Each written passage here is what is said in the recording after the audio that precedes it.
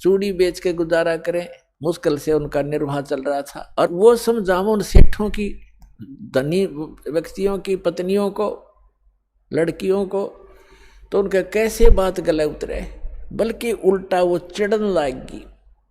कहते हैं तुलसी पिछले पाप से हरि चर्चा ना भावे, और जैसे जबर के बेगते भूख पैदा हो जावे। किसी का मलेरिया बुखार हो गया हो, उसको काजू किशमिश भी कड़वी लगे, सेब भी कड़वे लगे, रोटी भी कड़वी लगती है, वो रोटी सेब कड़वे नहीं है। उस बुखार ने उसके शरीर की, रोगी के शरीर की व्यवस्था बिगाड़ दी, जिसको मीठी वस्तु भी कड़वी लग रही है। इसी प्रकार पापग्रस्त प्राणी को परमात्मा की चर्चा सुहाया नहीं करती, भाया नहीं करती, अच्छी नहीं लगती, वो दुख मानता है। अब वो कहा करती थी कि तुम्हें तो खाने को दाने नहीं, और तुम बताओ हम तुम्हारे गुरुजी इतने सक्षम है, फलान है, चुप रहो, अपना काम करो। अब इस बात पर वो भी कई बार अपने आप में दुखी हो जाते थे कि सचमुच ये कह तो ये रहे हैं कि हमारे पास तो चौवन्नी नहीं, समय का पर आहार नहीं मिलता कई बार तो, लेकिन हमारे गुरुजी में कमी कती नहीं। ये दिल वो डांट ही लेते थे, ज्ञान ऐसा हो चुका था। तो पुण्यात्माओं, ये कथाएं हैं, ये आपके लिए गाइडलाइन है। आप जी विचलित ना होना, कुछ भी हो आने दो समय। परमात्मा कहते हैं कल्पे कारण कौन है, कर सेवा नी काम, और मन इच्छा फल देऊंगा जो पड़े मेरे ते काम है। अब लोगों के नहीं सुनना, आपका फर्ज है किसी को समझाने का चेष्टा करते रहो, बताते रहो। एक भक्त कह रहा था कि मेरे ऐसे ऐसे घटना घट गई और ऐसी पशु मर गया एक, और मैं औरों को समझाता हूँ तो मुझे कहते हैं बता तेरा क्या लाभ हुआ, हमें तो शिक्षा दे रहा है। तो पुण्यात्मा, अध्यात्म ज्ञान धीरे धीरे समझ में आओगे आपके। संसार तो एक आम दंत कथाओं पर आधारित है, और जिन पूजाओं को वो करते हैं उनके बालक तक मर जाते, तब वो कभी चिंतित नहीं होते कि हम ये भक्ति क्यों कर रहे हैं, छोड़ क्यों नहीं देते। इसका कारण ये है, जैसे रोगी दुर्घटनाग्रस्त हो गया और डॉक्टर के पास गया, डॉक्टर क्या करेगा, वो ये नहीं देखता जैसे उसका ब्लड निकल रहा है तो सबसे पहले वो ब्लड रोकेगा। अगर ब्लड सारा निकल गया तो मृत्यु को प्राप्त हो जाएगा। अगर टांग टूट रही है, पीड़ा हो रही है, उसको नहीं छेड़ेगा, पहले सबसे पहले वो ब्लड रोकेगा उसका, ताकि ये रुक जाए और ये इसका जीवन रक्षा हो। और वो कह रहा है रोगी खाए मर गया, टांग बहुत पीड़ा कर रही है, वो करती रहे, उसकी परवाह नहीं करेगा, पहले उसका जीवन रक्षा करेगा, वो ऑपरेशन करेगा जहाँ से ब्लड निकल रहा है। अब रोगी रो रहा कि मेरी टांग टूटी पड़ी है, मुझे बहुत दुख हो रहा, तो कोई बात नहीं, क्या उस डॉक्टर से वो छिपा थोड़ा ही है, उसका नंबर आएगा तब उसको ठीक करेगा। तो इसी प्रकार आपने नाम ले लिया और आपका कोई भयंकर दुख आना था जिससे आपकी जीवन जाना था, तो आपके उस नाम की भक्ति से और आपके किए हुए दान पुण्य से पहले परमात्मा आपकी जीवन रक्षा करेगा, एक्सटेंड करेगा। थोड़ा बहुत घर में हानि हो भी गई उसको फिर पूरा कर देगा, उस समझ क्या देर लगे। तो इस प्रकार आप जी ने परमात्मा के इस अध्यात्म ज्ञान को समझकर इस सफर पर तब चल सकोगे। समाज तो अपने सतर का ज्ञान रखता ही है, उसको उतना ही ज्ञान है, आप चिंतित मत होना, लगे रहना। तो इसी आधार से वो सुनते भी रहते थे, फिर परमात्मा के ज्ञान से दृढ़ रहते थे। फिर भी कहीं ना कहीं जो एक बार नहीं 2 बार सुनाने से चिढ़ जाता था, उसको छोड़कर अन्यों को वो सुनाते थे, अपना काम जारी रखा। अब उधर से क्या हुआ, एक दिन अपने आंगन में बैठकर, गर्मियों का मौसम था, शाम के समय अपना बैठे थे तीनों, पिता पुत्र पत्नी उसकी, और वो लड़का जब बच्चों में जाता था वो भी यही चर्चा करता था कि हमारे गुरुजी के सिकंदर लोधी दिल्ली के बाद सभी शिष्य हो गए, वीर सिंह बघेल काशी नरेश हमारे गुरुजी का शिष्य है, बिजली खां पठान मगर नरेश हमारे गुरुजी का शिष्य है, ऐसे ऐसे सुख देते हैं, ऐसे ऐसे सुख देते हैं। बच्चे भी बताया करते हैं अन्य बच्चों में बैठकर हमारे बच्चे, तो वो बच्चे उसको चढ़ाते थे सेव को कि तुम्हारे गुरुजी तो लालची हैं, वो तो राजाओं के घर जाते हैं, और तुम्हारे घर ना आए कभी भी, क्योंकि तुम गरीब हो, तुम्हारे घर क्यों आएंगे। तो वो बच्चा इस बात से दुखी हो जाता था। अपनी माँ से एक दिन कह रहा था, दोनों पिता पुत्र वहीं बैठे थे, उनकी माँ भी बैठी थी बच्चे की, तो लड़का कहने लगा, पिताजी गुरुजी कभी अपने घर भी आएंगे। तब नेकी ने कहा, बेटा अपने घर तो वो रहते ही हैं, हम भगवान से जुड़ गए हैं तो हमारे साथ है परमात्मा, हमें दिखाई नहीं देते। ये तो ठीक है माता जी, लेकिन एक बार गुरुजी अपने घर आ जाए ना, बस फिर तो जो मेरे को ऐसे ऐसे गली के बच्चे कहते हैं उनका मुंह बंद हो जाए, फिर मैं बता दूं हमारे गुरुजी लालची नहीं है। तो वो कहने लगी बेटा भगतों ने संसार की नहीं सुननी चाहिए, अपने गुरुजी के ज्ञान को आधार बनाकर जीना चाहिए। कहने तो उन बच्चे बालक हैं, उनको पता नहीं है, हमारे गुरुजी लालची थोड़े हैं, उनकी दृष्टि में तो सभी एक जैसे हैं। फिर भी बालक है, आंखों में आंसू भर के कहता है एक बार गुरुजी आ जाए ना, बस फिर तो मैं उनको कह दूंगा देखा ना हमारे गुरुजी ऐसे नहीं है। परमात्मा कहते हैं कि मेरे भगत की टेंशन मेरे से देखी नहीं जाती। अब उधर से वो चल ही पड़े थे, उधर से वो कह रहे थे, इतने में सामने आके दरवाजा बाहर की तरफ खड़े हो गए गेट पे और आवाज लगाई रे सम्मन। नेकी कहने लगी गुरुजी का आवाज नजर आती है। सम्मन कहने लगा गुरुजी कहाँ आएंगे इतनी दूर, उनके पास समय कहाँ है, लाखों से उनके कहाँ कहाँ जाएंगे, आपको वैसे धोखा लगा। इतने में फिर आवाज लगाई रे सम्मन है घर पे। नेकी कहने लगी आवाज तो गुरुजी की है। देखा बाहर के गेट के सामने, बाहर के एक वैसे थोड़ा सा गेट सा बना रखा था डंडा सा का लकड़ी का, तो देखा तीनों ने सचमुच भगवान खड़े हैं, 3 जने खड़े हैं, भाग्य आए नंगे पैरों और खड़े खड़े देख रहे हैं जैसे स्तब्ध हो गए हों। उनको विश्वास नहीं हो रहा हो कि हम क्या देख रहे हैं आज हमारे इस घर पे, गरीब के घर पे, और परमात्मा आगे। उनकी श्रद्धा थी नारी। तब कमाल ने कहा कि गुरुजी को ऐसे खड़ा रखोगे अंदर भी ले चलोगे, बहुत दूर से चल कर आए हैं। तब वो एकदम सपना सा टूटा, चरणों में दंडोत प्रणाम किया और बैठा दिए झोपड़ी में, थोड़े जैसे भी कपड़े थे फटे पुराने बिछा कर। अब सम्मन गुरुजी के उन भक्तों के पास बैठ गया, चर्चा चलते रहे। फिर कुछ देर के बाद पूछा भगवान खाने का सुनाओ, अभी खाओगे या कुछ ठहर के? तो परमात्मा ने कहा कि भाई भूख तो लगी है बच्चा, पैदल चल कर आए हैं, भूख लगी है, व्यवस्था कर लो। सम्मन अपनी पत्नी के पास पीछे झोंपड़ी में आया, बीच में आंगन था, पीछे रहने की एक झोंपड़ी थी। उसमें आकर कहा कि भोजन बनाओ गुरुजी के लिए, संतों के लिए। नेकी ने कहा कि आज हमारे घर पर 100 ग्राम भी आटा नहीं है। समन ने कहा कि ला तेरा ये चीर जो बहनें रखती हैं अलग से कपड़ा, वायल, चूंदड़ी, कहने लगी ला तेरा ये चीर दे दे कपड़ा, इसको गिरवे रखाऊंगा और कुछ आटा ले आता हूँ। तब उसने कहा नेकी ने कि मैं जहाँ मुझे मिलने की आशा थी उन घरों में मैं मांग आई, और ये मैंने प्रार्थना भी कर दी उनसे कि मेरा ये कपड़ा एक ही है, इसको रख लो, कुछ आटा उधारा दे दो, फिर अपना चीर ले जाऊंगी और आटा दे जाऊंगी।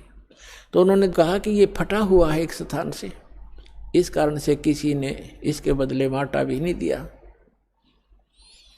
अब कलेजा पकड़ कर बैठ गया सम्मन, हे भगवान पहली बार तो गुरुजी आए, मैं कैसा नीच हूँ, कैसा दुर्भाग्य हूँ। ज्ञान से पता ही उसको लग गया था कि जिसने पूर्व जन्म में पुण्य नहीं कर रखे तो दान नहीं कर रखा, दान करने वाले को ही धन मिला हुआ होता है। आज जो दान कर रहे हैं उनको आगे धन ही मिलता है। तो वो इस बात से बड़ा चिंतित था, मैं कितना नीच रहा हूँ, पिछले जन्म में दान किया नहीं, अब दान योग्य मेरे पास कुछ है नहीं, पिछले जन्म का ऐसा कर्महीन इंसान रहा हूँ मैं, आज मैं अपने गुरुजी को भोजन नहीं करा सकता, संतों भूखे जाएंगे मेरे द्वार से। आंखों में आंसू आ गए बुरी तरह। तब नेकी ने कहा कि आप ऐसा करो, चिंता मत करो, कोई यत्न बनाओ, आप रात्रि में चोरी कर लाना और गुरुजी से कह दो भगवान सुबह भोजन कराएंगे। अंतर्यामी सब जान जाते हैं। तो समन ने कहा कि सुबह कहाँ से लाएंगे, सुबह की कैसे कहूँ? नेकी ने कहा कि रात्रि में चोरी कर लाओ तुम। अब उसी समय सेऊ कहने लगा, अब लड़का रोज सुना करता माता पिता के मुख से बेटा भूखा रह जावे, पर चोरी नहीं करनी चाहिए। चोरी करने वाला व्यक्ति कभी भी सक्सेस नहीं होता, उसका नाश होया करता है, महाअपराधी व्यक्ति होता है। तो सेऊ कहने लगा कि माता गुरुजी रोज सत्संग में सुनाते हैं चोरी नहीं करनी चाहिए, और आज मैं आपके मुख से सुन रहा हूँ कि चोरी कर ले हम, इससे अच्छा तो हम मर जाएं, वो अच्छा है, भूखे मर जाएंगे, गुरुजी से हाथ जोड़ लेंगे। तब नेकी ने कहा बेटा बात सुन पुत्र, तेरी बात बिल्कुल सही है, चोरी करने वाले का नाश होता ही होता है, विनाश होता है।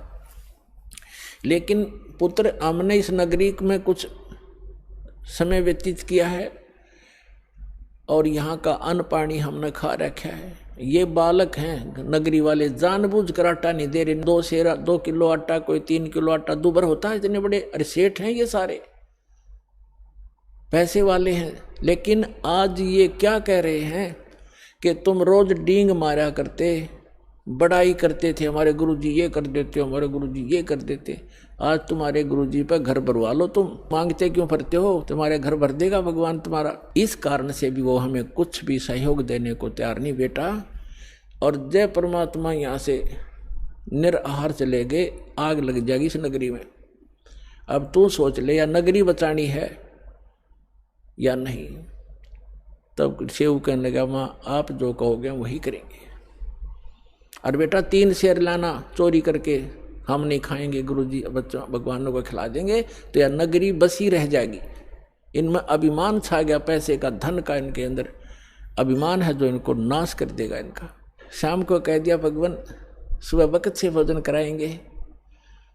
समझ गए कि बेटा जल पिला दे 1 गिलास, पी के गिलास जल बैठ गए भोजन पर। लेटने वाले लेट गए। 12:30 बजे से रात्रि के दोनों पिता पुत्र चोरी करने चले गए। पहले कच्ची मिट्टी के महल मकान होते थे, जहाँ छोटी ईंटें होती थी, बिल्कुल छोटी, तो कच्ची ईंटों का वो मकान था, उसमें सुराख कर लिया, ऐसा अंदर प्रवेश कर जा, ऐसे घिसट गए। तो सम्मन ने कहा कि बेटा तू बाहर रहना, मैं अंदर जाता हूँ, और यदि लाला जी जाग जावे मैं आटा बांध के कपड़े में और बाहर फेंक दूंगा, तू लेके भाग जाना। तब सेऊ ने कहा पिताजी अंदर मैं जाऊंगा, और यदि लाला जी सेठ उठ गए, जाग गए, तो मुझे पकड़ भी लेंगे, तो मैं बालक करके मुझे माफ कर देगा राजा, और नहीं ये राजा चोरों को माफ नहीं करता, फांसी देता है। और पिताजी आप तो बड़े हो, आपको क्षमा नहीं करेगा। तब सम्मन ने कहा बेटा अगर तेरे को फांसी दे दी तो मैं क्या करूँगा, जी कर, मेरा कहाँ ठिकाना होगा। तब सेव ने कहा नहीं पिताजी ये मेरी अर्ज मानो, और मैं फिर भी बालक हूँ, मुझे क्षमा हो जाएगी, मैं जाता हूँ। यूँ कहकर वो घुस गया। तब सम्मन ने कहा बेटा 3 शेर से ज़्यादा नहीं लाना। अब जो ही उसने अंदाजा सा आटा निकाला, अपने फटे पुराने कपड़े में बांधा, चलने लगा, तो एक तराजू रखी थी तखड़ी, उस पर पैर रख गया, आवाज़ होगी जोर से, लाला उठ गए, और चोर चोर करके जो ही सेव निकलने की चेष्टा कर रहा था, उसका पैर पकड़कर घसीट लिया वापस, और उसने आटा बाहर फेंक दिया। पिताजी आप ले जाओ, मुझे बनिए ने पकड़ दिया। अब वो आटा लेकर भाग गया। उधर से लाला जी ने उसको बांध दिया रस्सी से, थांब के खंबे के अंदर मकान के, और पूछा कौन है, तो किसका है। उसने सच्ची बता दी, मैं ऐसे सम्मन मनियार का लड़का हूँ, सेव मेरा नाम है। और कहा कि लाला जी इतना गुस्सा क्यों हो रहा, 3 शेर आटा लिया हमने, हमारे घर हमारे गुरुजी आए थे, उनको भोजन कराना अनिवार्य था, हमारे घर पर था नहीं, इतनी सी बात, हम चोर नहीं है। अच्छा तुम्हारे गुरुजी आए हैं, ठीक है, अब समझ गया मैं, वो चोरी कराने आते हैं, वो इसीलिए आते तुमसे चोरी कराते हैं, और बात बनाते हो बड़ी बड़ी। अब सेव ने सोचा या और बात बिगड़ गई, अब गुरुजी को और सजा दिलवाओगा ये राजा से कहकर।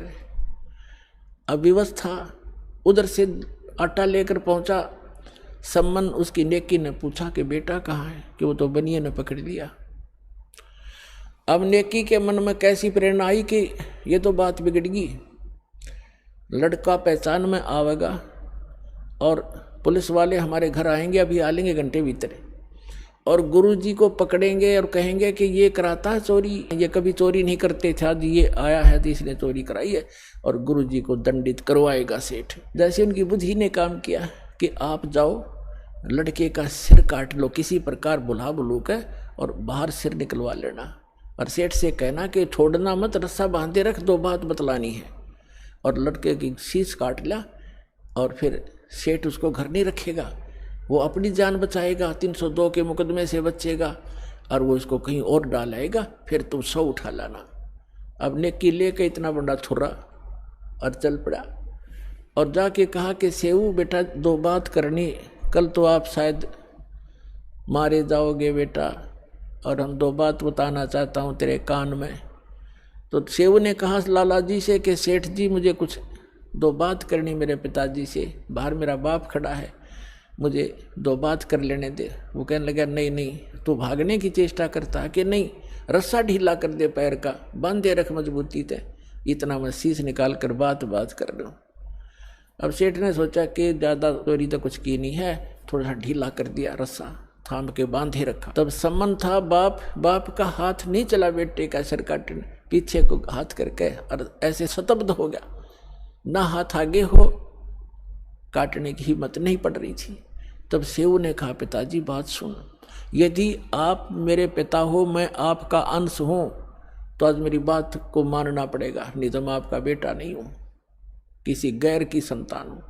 आज मेरा सिर काट दे पिताजी, ना गुरुजी का कोई ठिकाना नहीं है आज। इतनी बात सुनते ही सम्मन ने एकदम मारी वो तलवार और लड़के की गर्दन काट के बालों से पकड़ कर लेकर चल पड़ा। अब सेठ को पता चला ये तो नाश हो गया, बात बिगड़ गई, ये 302 का मुकदमा 13 लगेगा। उसने उस लड़के को घसीट कर दूर बनी में जाकर, एक पजावा था, पजावा जैसे बदानी भट्ठे होते, उनके खड्डों में गिराया और अपना जो सुराख बनाया था उसको बना के वैसा ही लीप लाप कर रेत रात मार के ऐसा कर दिया जैसे कुछ हुआ नहीं यहाँ पर। अब नेकी ने कहा कि अब ऐसे कर, इस सिर को रख दे यहाँ अलमारी के अंदर छुपा के, और वापस जाओ, लड़के के चिन्ह पावेंगे, घसीटा हुआ लेकर जाएगा सेठ, कहीं डाल के आया होगा, वहां से भी उठा लाओ, क्योंकि मर्डर कहीं पता लग गया तो फिर सारा बात फैल जाएगी और पहचान होगी। अब सेऊ कुछ देर आया, फिर वापस गया, इसमें काफ़ी घंटा सारा लग गया। इतने में सेठ अपना उसको डाल के सारा काम करके आराम से बैठ गया। वहाँ जाकर देखा जहाँ उसके निशान जा रहे थे घसीट के, उन चिन्हों के साथ साथ जाकर बच्चे को उठा कर ला के अंदर के कोठे में डालकर कपड़े बोरी बारी से ढक दिया कि गुरुजी चले जाएंगे, उसके बाद बच्चे का अंतिम संस्कार कर देंगे। अब उधर से भोजन बढ़ाया, लड़का कटा पड़ा है, इकलौता पुत्र की गर्दन कटी पड़ी है, वो कत्ल हुआ पड़ा है, और माँ रोटी बना रही है गुरुजी के लिए। भोजन बना के और कहा सम्मन से कि बुलाओ महात्मा जी को, गुरुजी को जल्दी भोजन करा देंगे, फिर ये प्रस्थान कर जाएंगे वक़्त से। सुबह 5 बजे भोजन करा दिया, 4:30 बजे बना दिया। परमात्मा उठे, उनके तीन पात्रों में, 3 दोनों में भोजन डाल दिया, सारा जितना बना रखा था। परमात्मा ने कहा भाई ऐसे करो, इसको 6 दोनों में डालो, 3 तुम हो 3 हम हैं। तब समन ने कहा महाराज जी हम तो फिर खा लेंगे, आप खाओ। नहीं, परमात्मा बोले प्रसाद बनाएंगे भाई और सब खाओगे, बैठ जाओ। अब वो दोनों बैठ गए, उन्हें 5 पात्रों में कर दिया उसको। परमात्मा ने कहा 6 में कर भाई, वो 6 में कर दिया। 5 बैठ गए खाने के लिए अपने अपने सामने रख के, और यूँ नहीं बताना चाहते कि लड़का ऐसे हो गया। अब वो ये सोच रहे थे गुरुजी पूछेंगे तो बतावाएंगे, हम जिक्र भी नहीं करना चाहते, और पूछेंगे तो कह देंगे जी कहीं खेलने चला गया होगा। वो तो अंतर्यामी थे, कहाँ पूजना था उन्होंने। तब कहा कि आओ सेऊ जीम लो, ये प्रसाद प्रेम, शीश कटते हैं चोरों के और सादा को नितक सेम। कहते हैं सेऊ धड़ पे शीश चढ़ा, वो बैठा पंगत माँ, और नई निशानी गर्दन कहियो ओ सेऊ उकना। बोलो सतगुरुदेव।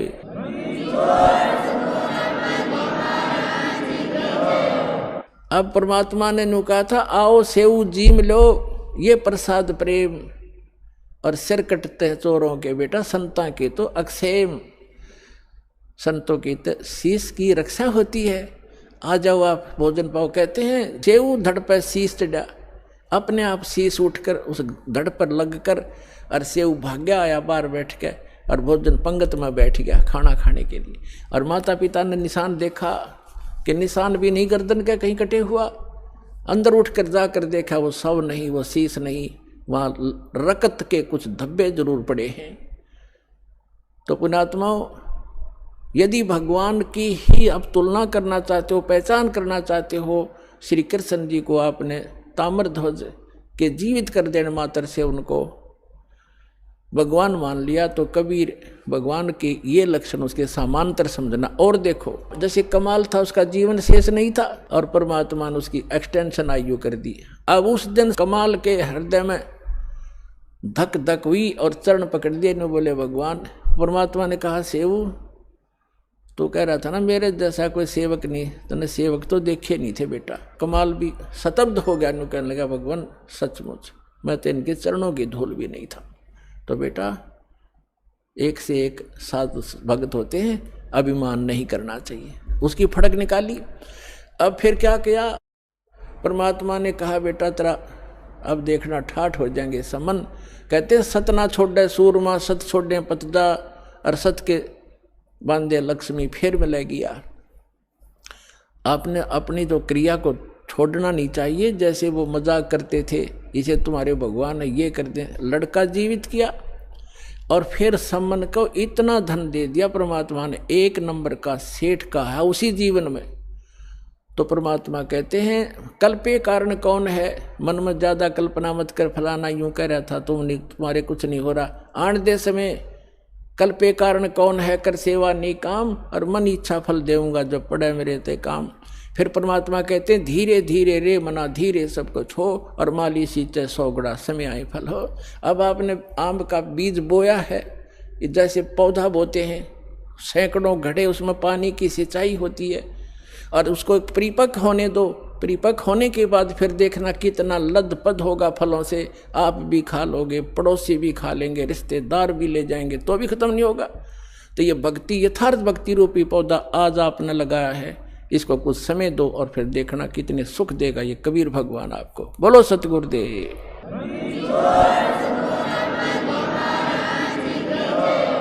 तो पुण्यात्मा इस सत भक्ति के करने से आपको यहाँ भी सहायता मिलेगी और उस स्थान पर चले जाओगे जहाँ कोई दुख नहीं। अपनी भक्ति करो, औरों को समझाओ और बार बार सतलोक आश्रम बरवाला माओ। बोलो सतगुरुदेव की।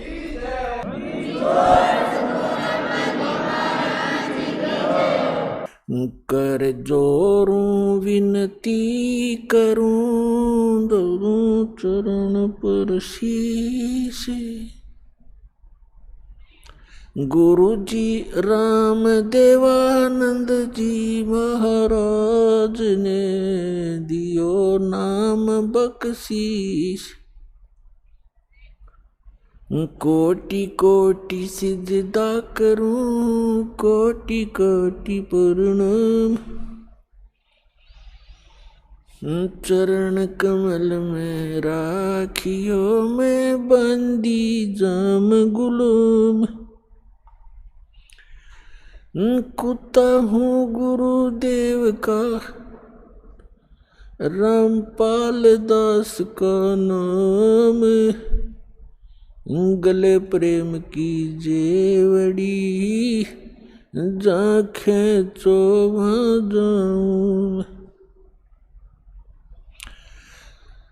तो करो तो बावड़ो, दूर दूर करो तो जाऊं। जो राखो त्यों ही रहूं, जो देवो सो खाऊं। परम पिता परमात्मा पूर्ण ब्रह्म सारी सृष्टि के रचनहार कबीर परमेश्वर जी की असीम रजा से आप सभी पुण्यात्माएं सत्संग सुन रहे हैं। मात पिता मिल जाएंगे, 184 माही। सतगुरु सेवा और बंदगी, ये फेर मिलन की नहीं। हमारे परम पिता कबीर भगवान ने आकर के इस सूती आत्मा को जगाया है, जो काल की भांग पीकर नशे में अपना जीवन नाश कर रही थी। उसके लिए परमात्मा ने स्वयं आकर हमें ज्ञान दिया है कि जो आज आप इस परिवार के पोषण में और संपत्ति के संग्रह करने में अपना पूरा मनुष्य जीवन नाश कर जाते हो, मनुष्य जीवन का केवल इतना ही काम नहीं था। ये क्रियाएं जो आप करते हो पशु पक्षी भी यही करते हैं।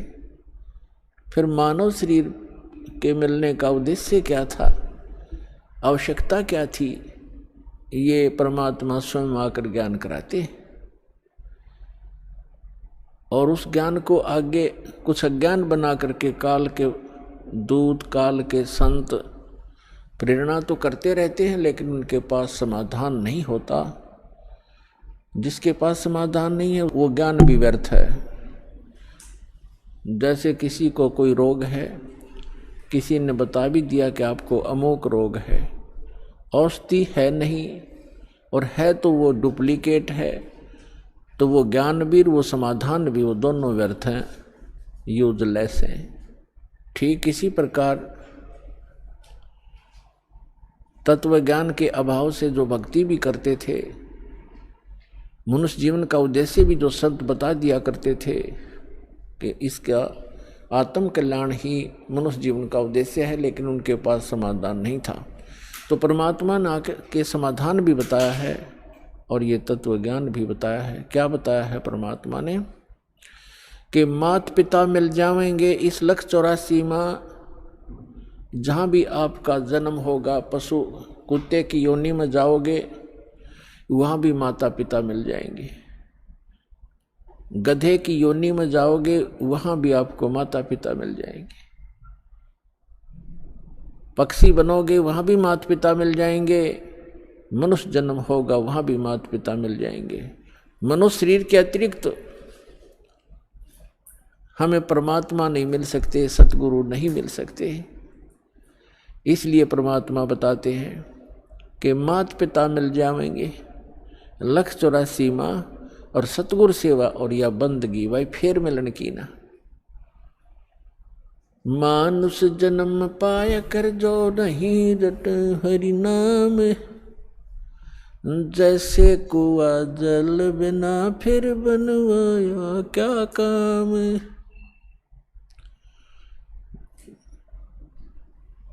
जिस कूप में, जिस कुएं के अंदर जल नहीं है, ऊपर से उसकी कितनी अच्छी चित्रकारी है और कितना चाहे पक्का स्ट्रक्चर है, यूजलेस है वो, उसका कोई लाभ नहीं, उसमें जल नहीं है। तो इसी प्रकार जो मनुष्य जीवन प्राप्त प्राणी कितना ही उच्च पोस्ट प्राप्त है, कितना ही उसका सुंदर शरीर है, यदि उसमें भक्ति नहीं, सत्य भक्ति नहीं है, तो ऐसा है जैसे जल रहित कूप होता है। मानुष जन्म पाय कर जो नहीं रटे हरि नाम, जैसे कुआ जल बिना बनवाया क्या काम। मानुष जन्म दुर्लभ है ये मिले न बारंबार, जैसे तरवर से पत्ता टूट गिरे वो बोर न लगता डर। इसके लिए परमात्मा हमें याद दिलाते हैं आपके पास मानव शरीर भी है और आपको सतगुरु भी मिल गए हैं। तो फिर क्या बताते हैं कि समझा है तो सिर धर पाओ, बहोर नहीं रे ऐसा दाव। फिर परमात्मा हमें याद दिलाते हैं कि राम नाम रटते रहो जब तक घट में प्राण, कभू तो दीन दयाल के है भनक पड़ेगी कान। आज कहे मैं काल भजूं और काल कहे फिर काल, आज काल के करते ही तेरा समय जावेगा चाल। आज कला लीजियो कल किसको होई, यो तन माटी में मिले है जाने सब कोई। काल करे सो आज करे, आज करे सो अब, पल में प्रलय हो जागी भाई फिर करोगे कब। आज कला हाली जियो कल किसको होई, ये तन माटी में मिले है जाने सब कोई। लखी करोड़ी चले गए बहु जोड़े खजाना, जातन चंदन लेपते सो धरे मसाना।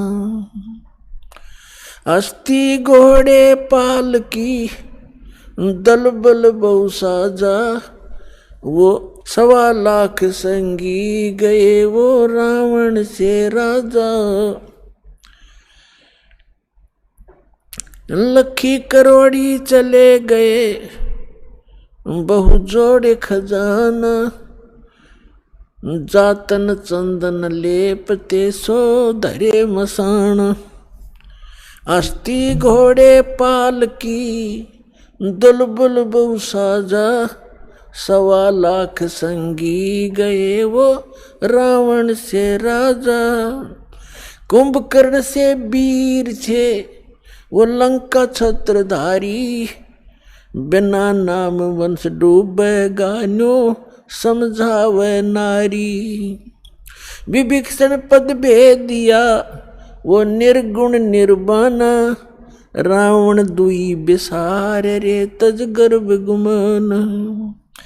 बड़चक विकाल चक्कर पड़े जिन नाम बिसारा, कंस के सी चाणोर से धर बाल पछारा।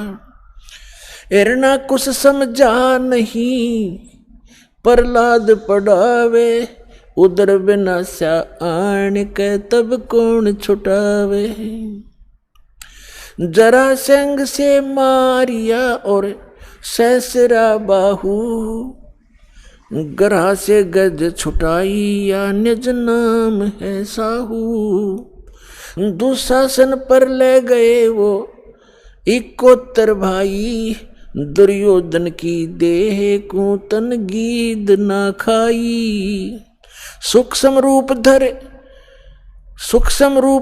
कर किनी कबीर सहाय, कृष्ण को तो महिमा दीनी है सतबाए।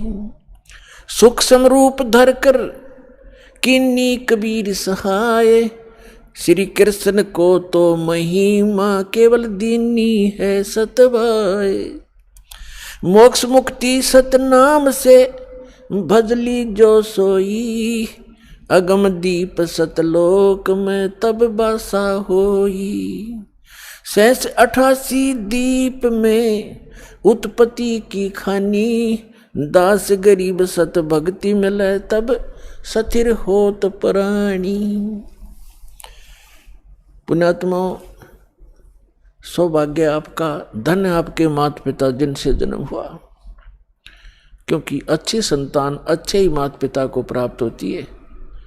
अच्छी संतान वही है जो भगवान से डरने वाले, परमात्मा की तरफ में भटकने वाले और बुराई से डरने वाले होते हैं, वही अच्छी संतान होती है। और वो अच्छे माता पिता से उनका जन्म हुआ करता है। तो ऐसे संस्कार आपको जो प्राप्त हैं, ये बहुत ही कम चांस है इस मानव जीवन में। आप बालक को आपको ज्ञान नहीं, ये दास इस मार्ग का मास्टर बना दिया कबीर भगवान ने। इस दास को मालूम है आपकी कितनी कीमत है, आप कितने पुण्यकर्मी प्राणी हैं, क्योंकि लाल को अपनी कीमत का स्वयं ज्ञान नहीं होता, जोर ही कीमत लगाता है। अब क्या बताते हैं परमात्मा कि आज का लाहा लीजियो कल किसको होई, और ये तन माटी में मिले जाने सब कोई। सबको मालूम है मरेंगे, पर एक सबसे बड़ी भूल हमारा ये लगी है कि अभी नहीं मरेंगे। कब मरेंगे? अप्रोक्सीमेशन है कि जैसे कोई 20-30 वर्ष का बच्चा है, बेटा है या बेटी है, वो तो स्वाभाविक ही निश्चिंत है कि अभी तो 100 वर्ष के आसपास मरते हैं, 80-70 वर्ष तो बहुत हो जाते हैं। और जो 50-40 के हो गए वो भी अभी सोच रहे हैं अभी नहीं मरेंगे क्योंकि उम्र बहुत है। और जो 70 और 80 के बीच में पहुंच गए वो भी अब ये सोच रहे हैं अभी नहीं मरेंगे। और जो 90 के आसपास हैं वो भी यही सोच कर जी रहे हैं अभी हो सकता है और 10-5 वर्ष और हों। लेकिन हम उसमें भूल जाते हैं 10 वर्ष के बालक, 2 वर्ष के बच्चे गर्भ के अंदर भी, 1 वर्ष का, 6 महीने के, 20 वर्ष के, 30 वर्ष के, कोई किसी कारण से 50 और 40 वर्ष के, ये सब मृत्यु को प्राप्त हो रहे हैं। तो इसलिए परमात्मा याद दिलाते हैं कि आज का लाहाली जियो कल किसको होई। जो अपना धन इकट्ठा कर लोगे, भक्ति कर लोगे, दान धर्म कर लोगे, वो आपका होगा। बाकी ये रेस्टोरेंट है, आपने सब कुछ बना बनू कर यहीं छोड़ जाना, आप साथ नहीं ले जा सकते। तो क्या ले जाना है हमने? जैसे हम विदेश गए हैं, स्वदेश आना है, तो हम विदेश की करेंसी यहाँ ले भी आएंगे तो वो काम नहीं करेगी, उसको हमने चेंज कराना पड़ेगा।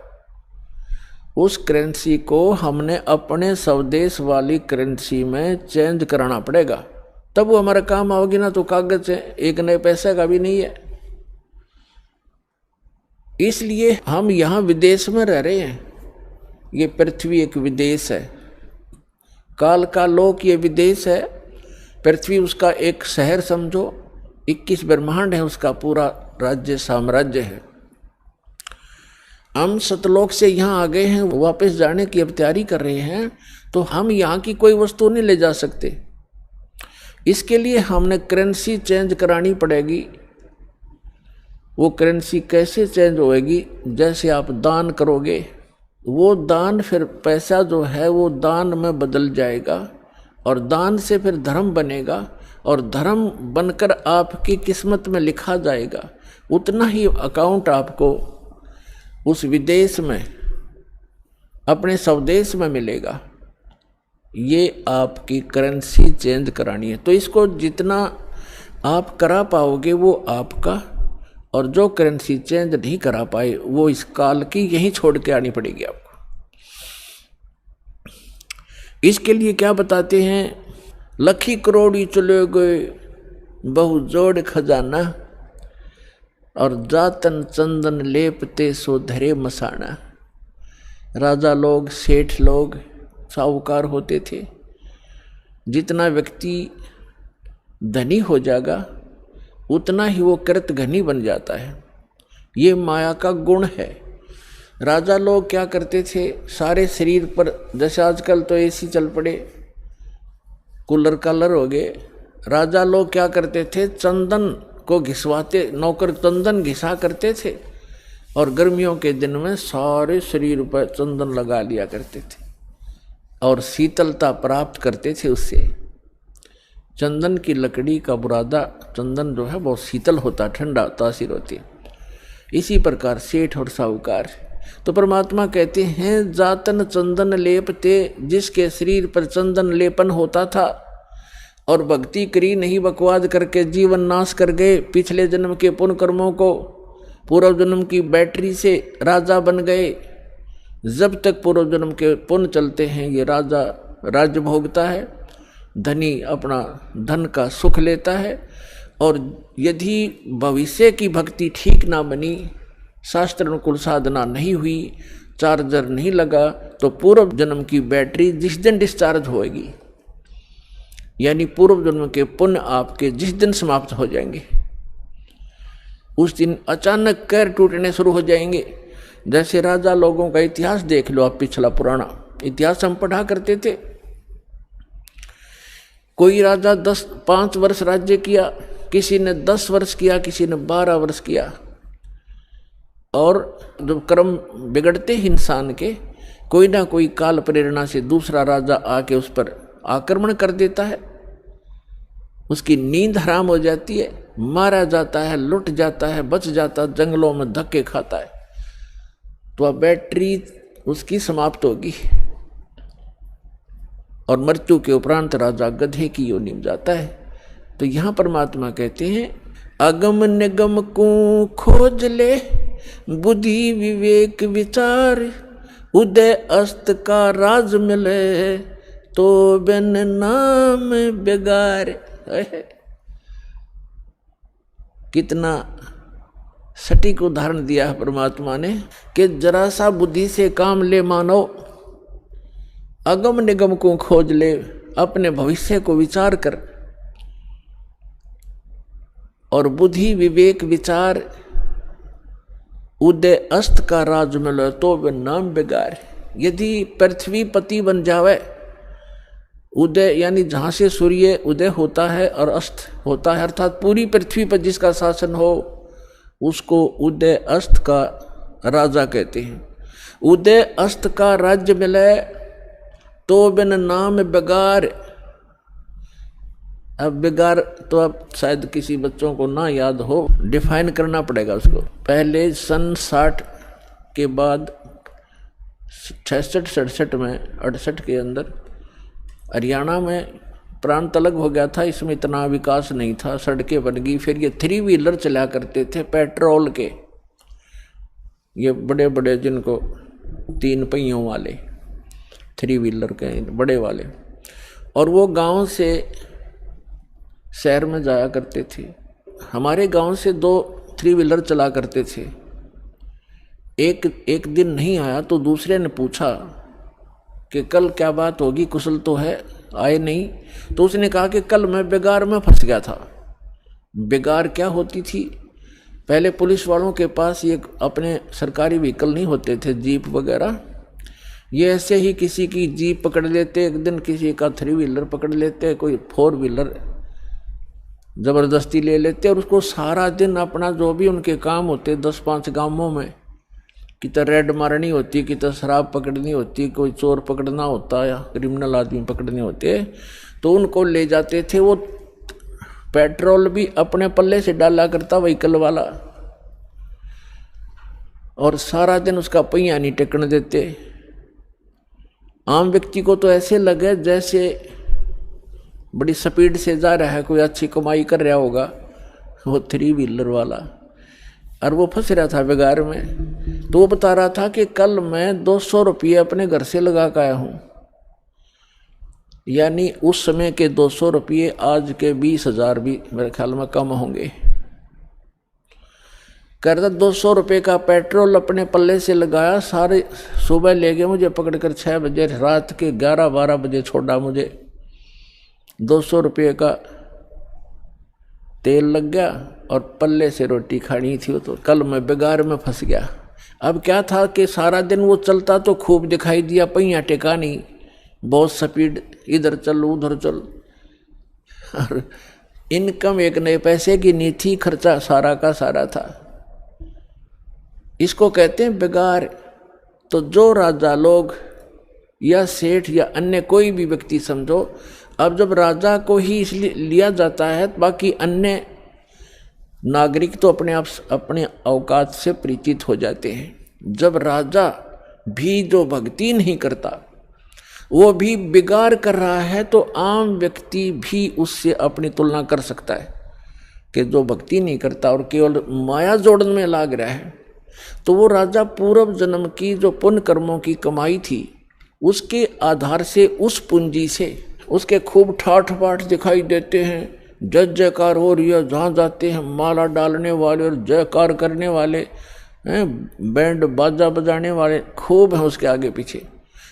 और वो भोली आत्मा अपने पूर्व जन्म की वो बैटरी को, अपने पूर्व जन्म की कमाई को समाप्त कर रहा है, आगे चार्जर है नहीं,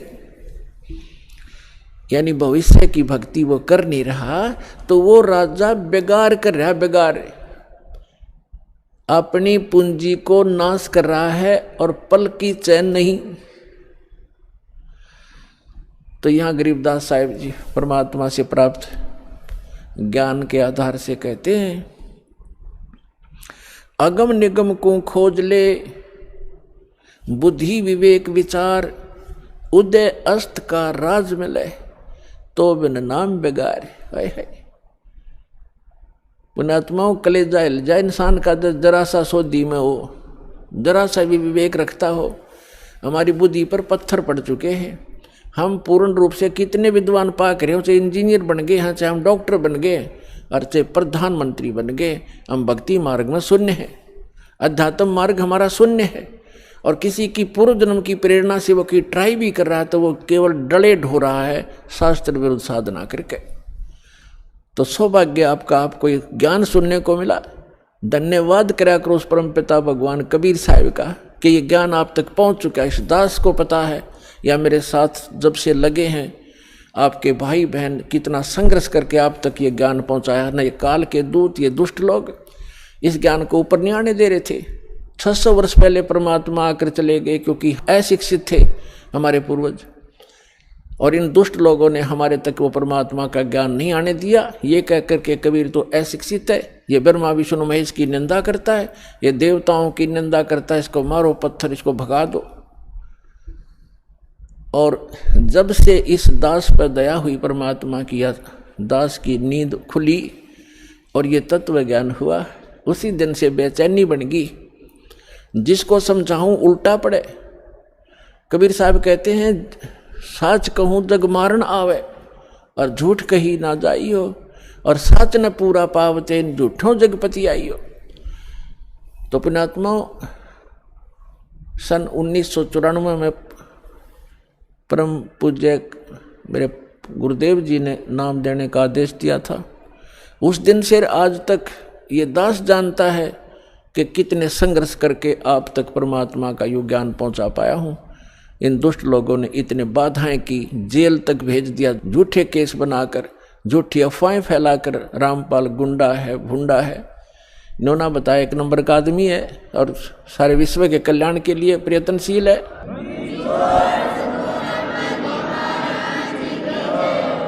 तो पुण्यात्माओं, आप सभी का कर्तव्य बनता है अपने बहन भाइयों तक ये ज्ञान पहुंचाने का। इस मार्ग के अंदर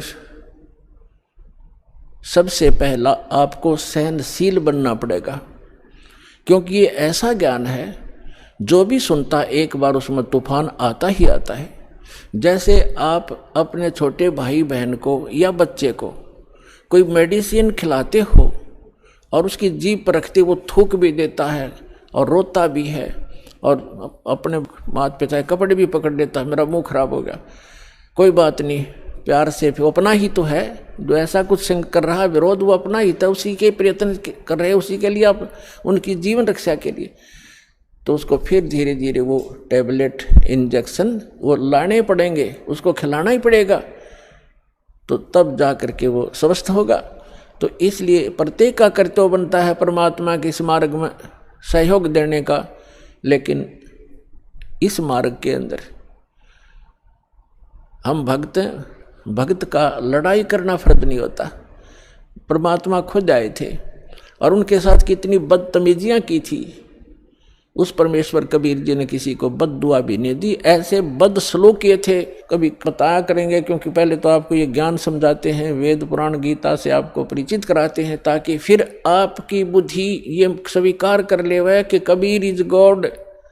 जिस दिन आपको यह समझ में आ जाएगा कबीर इज गॉड, वो धानक रूप रहा करतार, काशी वाला धानक, ये समर्थ शक्ति है तो है ही, लेकिन हमारी समझ में जिस दिन आ जाएगा, फिर उसके बाद परमात्मा की केवल वो महिमा सुनाया करेंगे।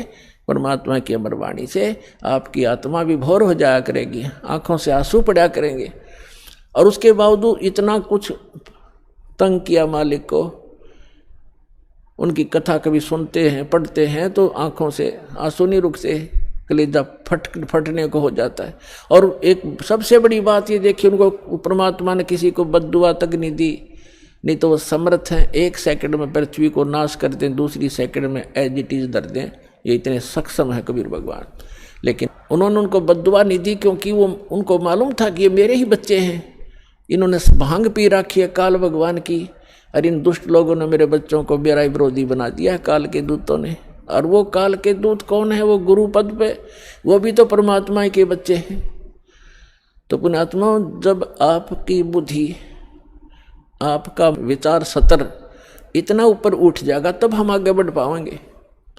ना तो रोज की किसी गेल मरले लड़के ये तो तैयार बैठे हैं, तो हमने अपने मिशन को सफल भी करना है, अपने आप को बचा के भी रखना है और परमात्मा के ज्ञान को उसके बच्चों तक पहुंचाना है। कहते आत्म प्राण उद्धार ही ऐसा धर्म नहीं, और जीव का उद्धार करा दे इससे बड़ा कोई पुण्य नहीं है।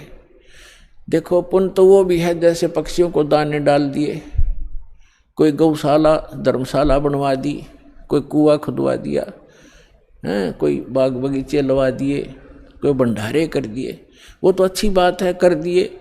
और जैसे आज तो आपने पक्षियों को दाने डाल दिए और वो पक्षी अगले जन्म में बन गया सूअर, फिर क्या डालेंगे? आज तो हमने उस पशु के लिए गौशाला बनवा दी, गऊ है, और अगले जन्म में वो सूअर बन गई, सूअरी बन गई, फिर क्या क्या सेवा करेंगे इसकी? तो उसका एक तरीका बताया कि जो मानव शरीरधारी प्राणी है इसमें उद्धार हो जाएगा इनका, इस परमात्मा की शरण माने से, कबीर भगवान की शरण माने से या सतभक्ति करने से उस आत्मा का फिर उद्धार हो जाएगा। वो ना गधा बने, ना पशु बने, ना सूअर बने, और फिर सतलोक चली जाएगी। अब कितना झंझट मिट गया। अब कहते हैं सतगुरु के उपदेश का लाया एक विचार,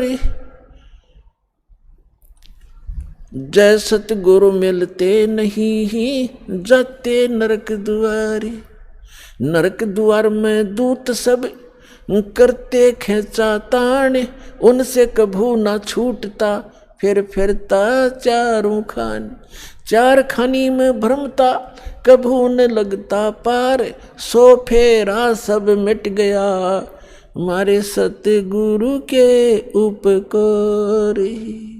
क्या बताना चाहते हैं कि एक जीव को, एक मानव शरीरधारी प्राणी को और परमात्मा की शरण में ला देने से, ये सतभक्ति प्राप्त करवा देने से उस लाने वाले को इतना पुण्य होगा जैसे करोड़ गौओं को कसाई से कटने से बचा कर और चरागाह में छोड़ देने का होता है। इतना पुण्य उस मार्गदर्शक को होगा जो सतलोक आश्रम बरवाला का राह बता देगा, यहाँ का ज्ञान सुना देगा, उस जीव को यहाँ नाम दिला देगा।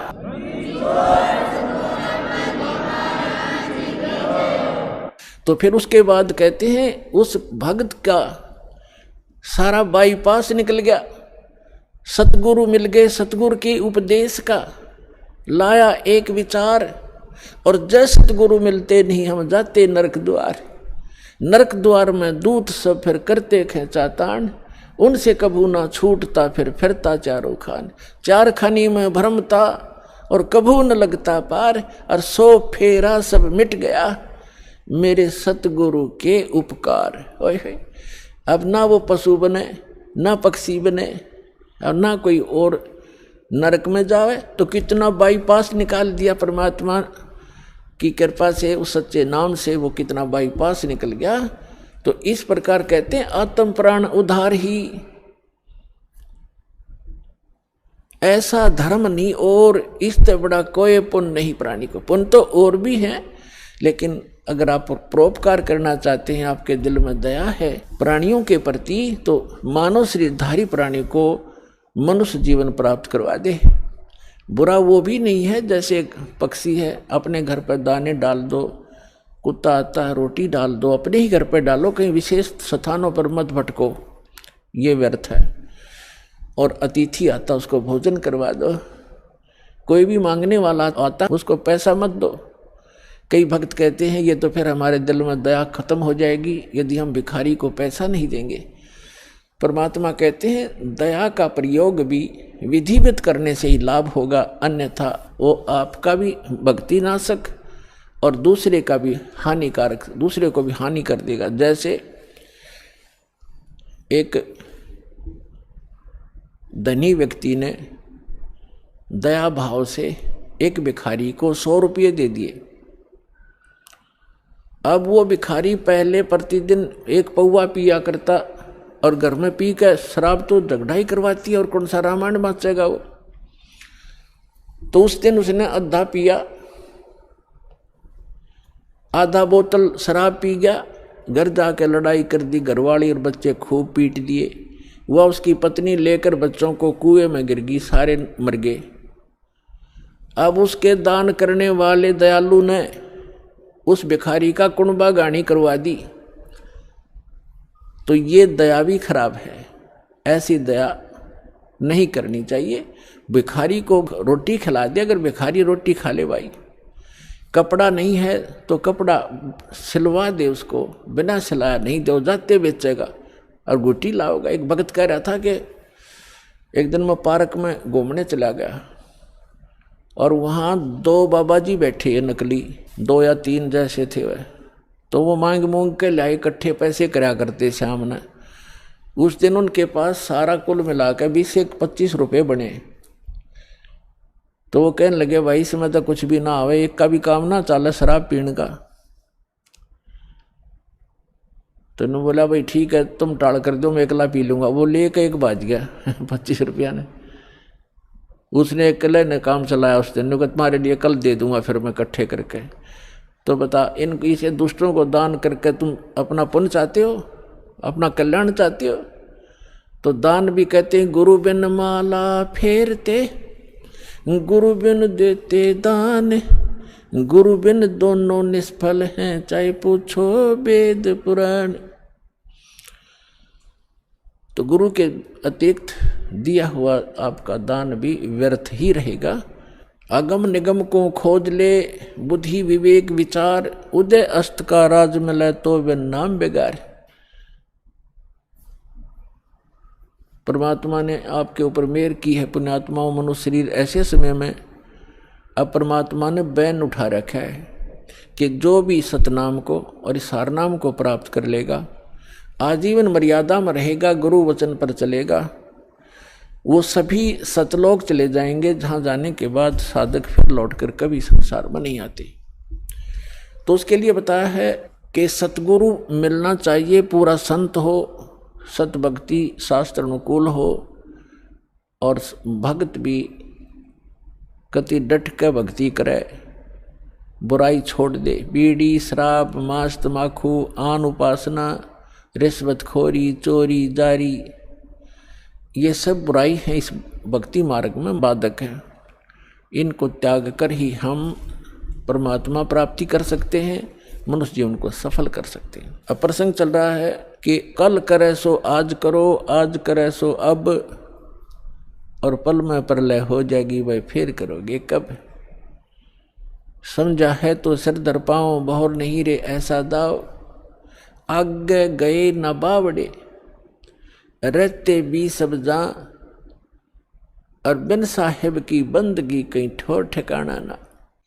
तो पुण्यात्माओं, आपका सौभाग्य है, आपको ये अनमोल वचन अनमोल ज्ञान सुनने जोगा बनाया। पहले तो भगवान ने आपको विद्वान बनाया, शिक्षित किया, और दास को इसका जानकार बनाया। आज आपके रूबरू ऐसा बना दूंगा जैसे पहली का कहता हुआ, अगर वेद गीता और पुराणों को आप याद रखोगे। बोलो सतगुरुदेव।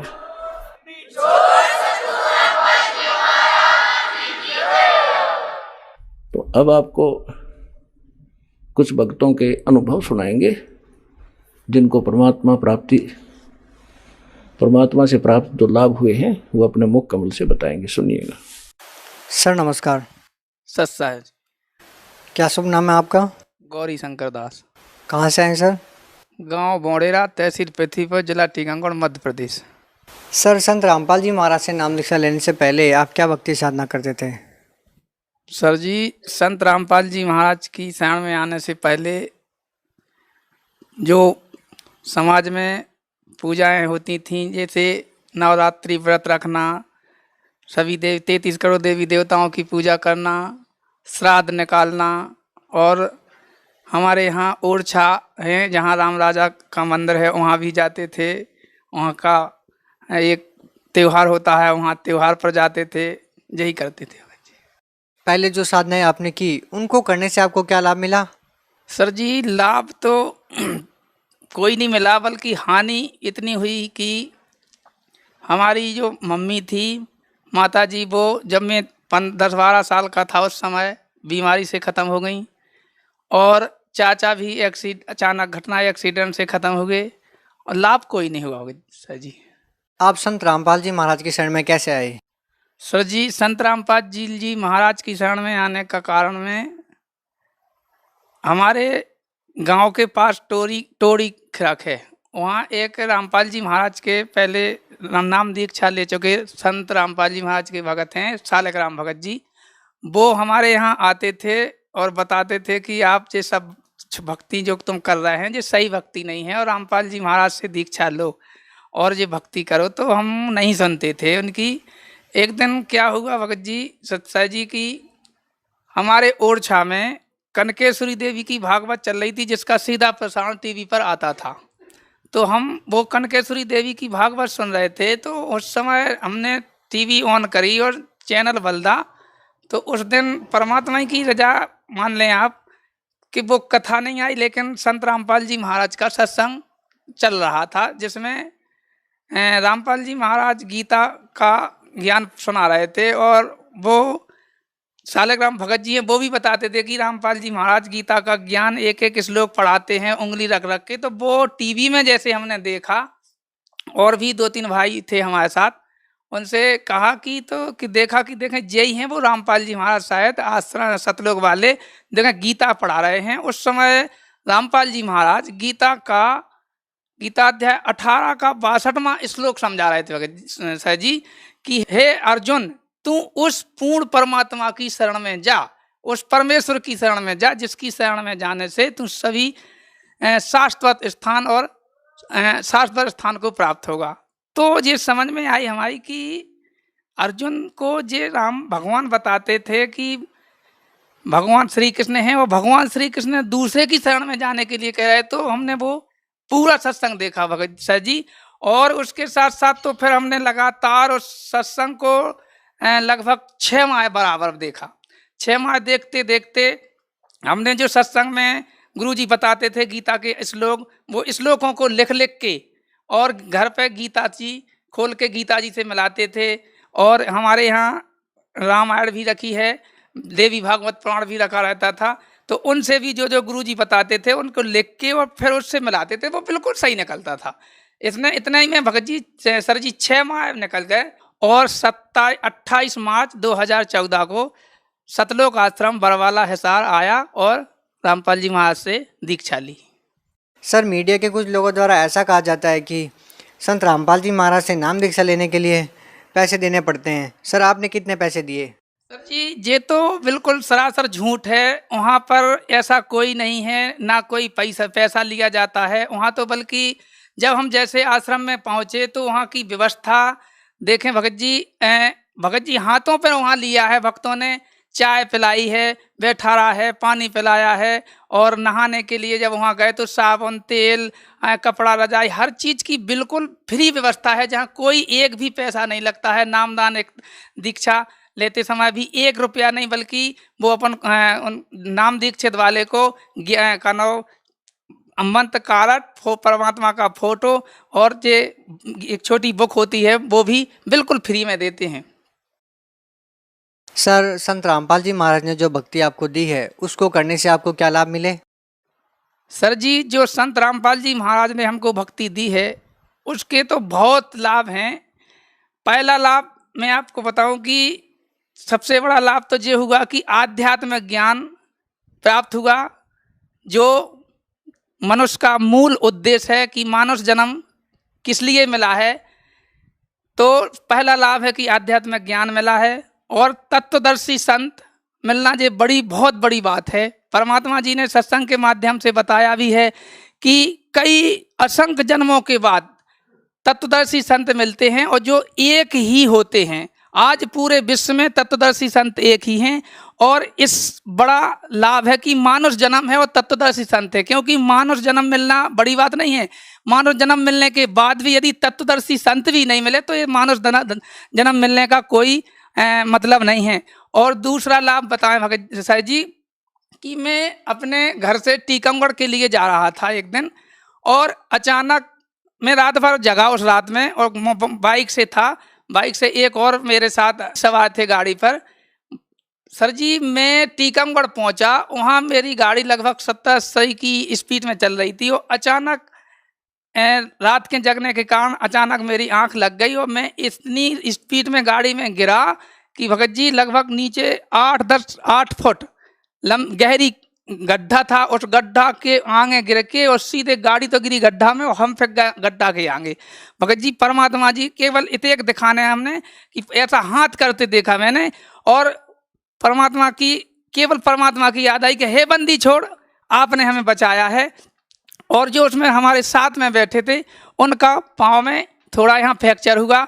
वो भी बोले हैं कि भगत जी आज हम मान गए आपको कि आपके परमात्मा आज नहीं होते तो आज हम भी नहीं बच रहे थे, आपकी वजह से हम भी बच गए।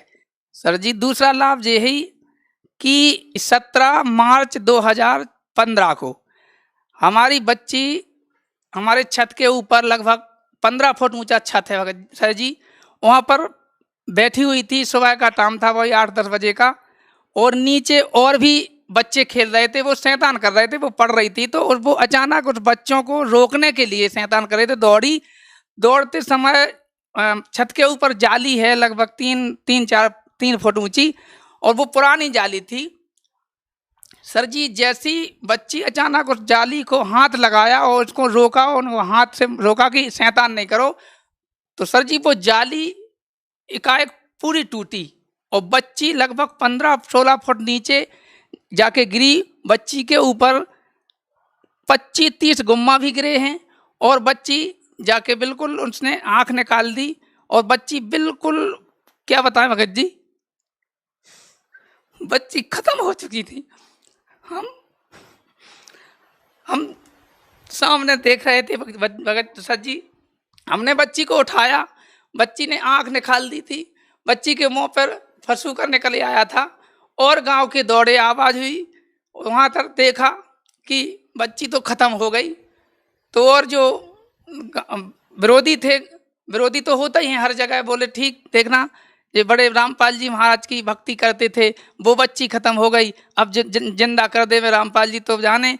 भगत जी हम सर जी हम बच्ची को उठा के हमने कही हे परमात्मा बच्ची खत्म हो जाए तो हम भी अभी जान गंवा देंगे। भगत जी हमने बच्ची को उठा के परमात्मा के दरबार में लाके खड़ा कर दिया, लिटा दिया और मंत्र का जाप किया, क्योंकि परमात्मा ने बताया है कि विपत्ति में अपने मंत्र का जाप किया करो। हमारे परिवार में लगभग 25-30 हम लोग परिवार में हैं, सभी नामदानी हैं, सभी से हमने की जब अपने अपने मंत्र का जाप करो। सर जी 15-20 मिनट हम लोग जाप करते रहे, बच्ची बिल्कुल शांत रूप में पड़ी, बिल्कुल खत्म हो चुकी थी, आंख निकाल दी थी। 15-20 मिनट में सर जी बच्ची ने थोड़ी आंख मिलमिलाई है, आंख ली, तब थोड़ी हमें लगा कि हाँ अब बच्ची जिंदा होती है। हमने कही ये बंदी छोड़ सतगुरु रामपाल जी महाराज की जय। तो बच्ची थोड़े ऊपर ऐसे हाथ किया, उनने पानी के लिए इशारा किया। हमने कही क्या बच्ची का नाम है अर्चना, हमने कही हाँ अर्चना क्या है, क्या हो गया है? तो उसने ऐसे हाथ किया तो हमने अमृत जल रखा था, बंदी छोड़ सतगुरु रामपाल जी महाराज की दंडवत करके अमृत जल पिलाया और बच्ची थोड़ी बहुत जो बिल्कुल बेहोशी उसमें थी, उसमें थोड़ा होश आया। होश आने के बाद हमने गाड़ी बुलाई, गाड़ी बुलाने के बाद हम अस्पताल पृथ्वीपुर स्वास्थ्य केंद्र अस्पताल ले गए। वहाँ जाके हमने उसका ट्रीटमेंट कराया, उसके 8 एक्सरा निकलवाए हमने, जहाँ जहाँ उसने बताया कि यहाँ दर्द है यहाँ दर्द है। 8 एक्सरा निकालने के बाद भी जब डॉक्टर ने देखा तो बोले ये तो बहुत बड़ा चमत्कार है, इतनी सीरियस बच्ची और कहीं भी बच्ची को कोई खरोंच नहीं है, ये किसका करिश्मा है? हमने कही डॉक्टर साहब वो आप नहीं जब समझ सकते हैं, हम जानते हैं कि इस बच्ची को किसने बचाया है और बचाने वाला वो कौन है। मगर सर जी रामपाल जी महाराज ने हमारी बच्ची को दोबारा जन्म दिया और छोटे मोटे लाभ तो इतने हैं कि अब पूरे बताएं सर जी तो लगभग 2-4 घंटा का पूरा दिन लग जाएगा। एक और हम आपको लाभ बताएं सर जी कि हम आश्रम गुरुजी के सत्संग सुनने के लिए आ रहे थे, तो हमारे झांसी के पास में चंदपुरा गांव है, वहाँ हमारे बहनोई जी हैं। हमारे जीजा जी लगभग 25-30 साल से बीमार थे, उनका पेट दर्द होता था और झांसी, ग्वालियर, कानपुर, यहाँ नौगांव है वहाँ और टीकमगढ़ सब अस्पतालों में दिखा चुके थे, लेकिन उनके पेट में कोई राहत नहीं मिलती थी। हम अचानक उनके बस वहाँ लेट हो गई तो हमने कहा चलो जीजा जी के पास जो 2 मिनट हुआएं और उनसे भी कहें कि चलो एक काम करें, आप चलो सतलोक आश्रम चलो, वहाँ रामपाल जी महाराज से दीक्षा ले लो और आप वहाँ से सही होने, आप और कहीं सही नहीं हो सकते हैं। तो वहाँ जब हमने जीजा जी से कहा तो जीजा जी तैयार हो गए। जीजा जी वहाँ गए, उनको नामदान लिया। नामदान लेने से उसी दिन से आज बिल्कुल ठीक हैं। संत रामपाल जी महाराज की दया उन पर हुई और आज एक भी गोली नहीं खाते हैं, नहीं तो पहले गोली साथ में लेके चलते थे भगत जी। सर, आप भगत समाज को क्या संदेश देना चाहेंगे? भगत समाज को यही संदेश देना चाहते हैं कि संत रामपाल जी महाराज पूर्ण तत्वदर्शी संत हैं और केवल एकमात्र ऐसे संत हैं जो वेद शास्त्रों से दिखा दिखा के शास्त्र अनुकूल साधना बता रहे हैं और संत रामपाल जी महाराज की शरण में आएं, अपना कल्याण कराएं और मोक्ष कराएं। सर, बरवाला की घटना के बाद संत रामपाल जी महाराज अभी जेल में है, तो सर जो लोग संत रामपाल जी महाराज से जुड़ना चाहते हैं वो उनसे कैसे जुड़ सकते हैं? सर जी, संत रामपाल जी महाराज से जुड़ने के लिए साधना टीवी पर जो 7:40 से 8:40 पर सत्संग आता है, उसमें नीचे एक पट्टी चलती है, उसमें 4-5 नंबर लिखे हुए हैं। उस नंबर पर कांटेक्ट करके और वो उस आश्रम में जाके नामदान स्थल पर जाके अपना नाम ले सकते हैं। सर, अब जबकि संत रामपाल जी महाराज जेल में है तो सर क्यों ना आप किसी और संत को गुरु बना लें? सर जी, अन्य गुरु हैं जो वो शास्त्रों के अनुसार साधना भक्ति नहीं बताते हैं। रामपाल जी महाराज हैं जो शास्त्रों के अनुसार भक्ति बताते हैं। 4 वेद, 6 शास्त्र, गीता, पुराण, बाइबल, कुरान सभी से मिला के पढ़ा के ज्ञान देते हैं। और गीता अध्याय 16 के श्लोक 23-24 में लिखा है कि जो शास्त्र विधि को त्याग कर मनमाना आचरण करता है, ना उनको सुख, ना शांति, ना सिद्धि, ना गति कुछ नहीं होती है। इसलिए हे अर्जुन, तू कर्तव्य अकर्तव्य के लिए क्या करना क्या नहीं, इसके लिए शास्त्र ही प्रमाण है। इसलिए सर जी, जो रामपाल जी महाराज भक्ति बताते हैं वो शास्त्र अनुकूल भक्ति बताते हैं और जो अन्य गुरु हैं वो शास्त्र अनुकूल भक्ति नहीं बताते हैं, वो मनमाना आचरण बताते हैं, अपना सुना सुनाया बताते हैं। सर, जैसा कि संत रामपाल जी महाराज अभी जेल में है तो सर आज भी आपकी आस्था उनके प्रति जैसे कि तैसी बनी हुई है, सर इसका क्या कारण है? सर जी, आज जब रामपाल जी महाराज अंदर हैं तो हमारी आस्था उनके प्रति और ज़्यादा है, क्योंकि जब वो बरवाला कांड हुआ उस समय हम भी उसी बरकांड में थे और 5 नवंबर से 19 नवंबर तक हम वहीं रहे हैं, आश्रम में भी रहे। और हम लोग जितने भगत थे सभी भगत शांतिपूर्ण तरीका से हमारे गुरुजी के ऊपर जो भ्रष्ट जजों द्वारा अत्याचार किया जा रहा था उनके बारे में हरियाणा सरकार से, केंद्र सरकार से शांतिपूर्वक बैठ के सीबीआई जांच की मांग कर रहे थे कि अरे हमारे गुरुजी कोई गलत हैं या हमारे गुरुजी ने कोई गलत किया है तो सीबीआई जांच करो, सीबीआई जांच करो। यदि गुरुजी दोषी हैं तो हम भी 70 लाख लगभग जो हमारे गुरु भाई हैं, रामपाल जी महाराज के चेला हैं, हम भी उनके साथ सजा भुगतने के लिए तैयार हैं। सर, बहुत बहुत धन्यवाद आपका। सच साहेब।